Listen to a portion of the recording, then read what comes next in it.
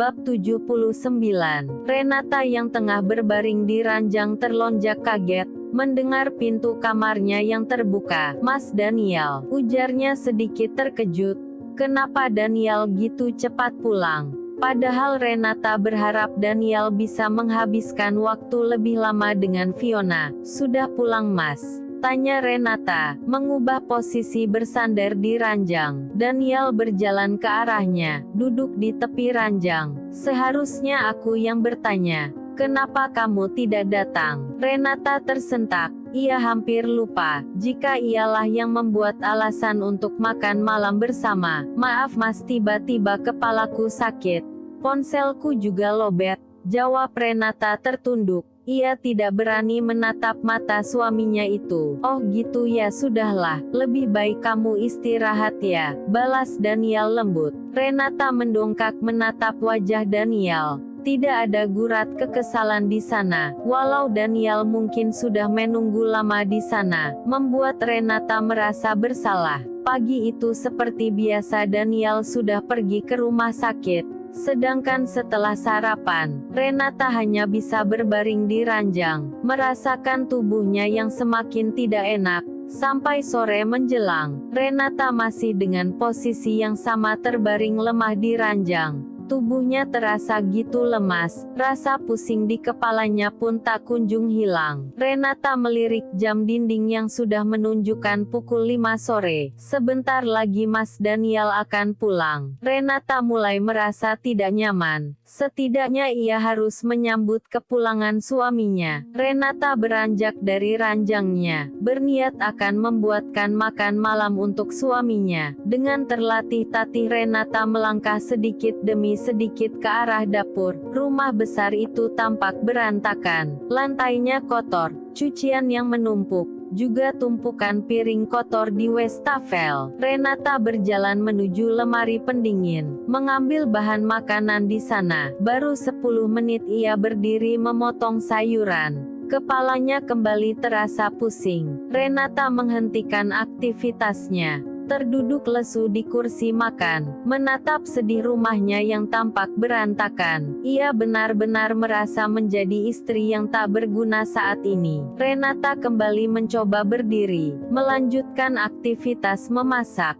Tapi semakin dipaksakan tubuhnya justru semakin terasa lemas. Renata jatuh tersungkur, tidak sadarkan diri. "Sayang," panggil Daniel yang baru kembali ke rumah. Ia segera menuju kamar. "Biasanya Renata ada di sana." "Sayang, aku bawa makanan kesukaanmu," panggil kembali Daniel seraya membuka daun pintu. "Sayang," melihat Renata tidak ada di kamar, Daniel turun kembali ke lantai 1. "Renata," betapa terkejutnya Daniel melihat Renata yang sudah tergeletak di lantai tidak sadarkan diri. "Sayang, bangun sayang," menepuk-nepuk pipi Renata. Daniel yang panik pun segera menggendong istrinya ke dalam kamar dan menelpon dokter. 15 menit kemudian, dokter yang dihubunginya pun datang dan segera menangani Renata. "Tidak usah panik. Sebentar lagi istri Anda akan siuman. Saya juga akan memberikan obat penghilang nyeri di bagian kepalanya," ujar sang dokter menenangkan. Tak lama dokter tersebut pun pamit. Daniel masih setia duduk di tepi ranjang menunggu Renata tersadar. Sampai tidak lama kemudian Renata membuka matanya. "Sayang, kamu sudah sadar?" tanyanya seraya tersenyum lega. "Mas." Renata memegangi kepalanya yang masih terasa berat. "Kepalamu masih terasa sakit?" menatap Renata khawatir. Renata menggeleng pelan. "Tidak apa-apa, aku tadi pingsan." "Ya, tadi kamu pingsan. Maaf aku merepotkanmu lagi," ujar Renata, dengan raut wajah yang sedih. Berniat untuk menyambut kepulangan suaminya dengan menyiapkan hidangan makan malam. Tapi apalah daya, Renata sudah tidak sanggup melakukan itu. Ia justru merepotkan suaminya. "Sayang, kenapa kamu menangis?" Daniel heran melihat Renata yang justru menangis terseduh-seduh. "Katakan padaku, kenapa kamu menangis?" tanyanya lembut. Menyeka air mata Renata. Aku merasa menjadi istri yang tidak berguna. Bahkan aku tidak sanggup lagi memasak untukmu. Lihatlah rumah besar ini sangat berantakan. Aku tidak bisa mengurusnya, ujar Renata terbata-bata. Berhenti menangis, itu bukan masalah besar. Aku akan mencari jasa asisten rumah tangga untukmu. Daniel menenangkan. Tapi Mas, aku tetap saja tidak bisa lagi menjadi istri yang sempurna, dan aku ingin. Renata menggantung kalimatnya. Ingin apa? Aku berpikir dan mengizinkan kamu untuk menikah lagi Mas dan aku. Stop Renata, sentak Daniel. Spontan membuat Renata terlonjak kaget. Kau boleh memintaku melakukan apa saja, asal jangan memintaku melakukan hal bodoh itu, tegas Daniel. Wajah tenangnya seketika terlihat menakutkan. Tapi Mas, cukup Renata. Daniel bergegas keluar dari kamar, meninggalkan Renata. Malam itu Daniel mendiaminya. Raut wajahnya masih terlihat kesal. Renata mengakui jika sikapnya salah. Tapi apa daya, ia hanya ingin melihat Daniel bahagia. Pagi-pagi sekali Daniel sudah pergi bekerja tanpa mengatakan apapun pada Renata, membuatnya semakin merasa sedih. Renata berjalan ke arah dapur. Tampak roti panggang mentega yang sudah tersedia di atas meja. Daniel sudah menyiapkannya untuknya. Renata tersenyum lirih. Sayang, Mas Daniel. Renata yang tengah bersandar di ranjang, mengeritkan dahinya mendengar suara Daniel dari lantai bawah.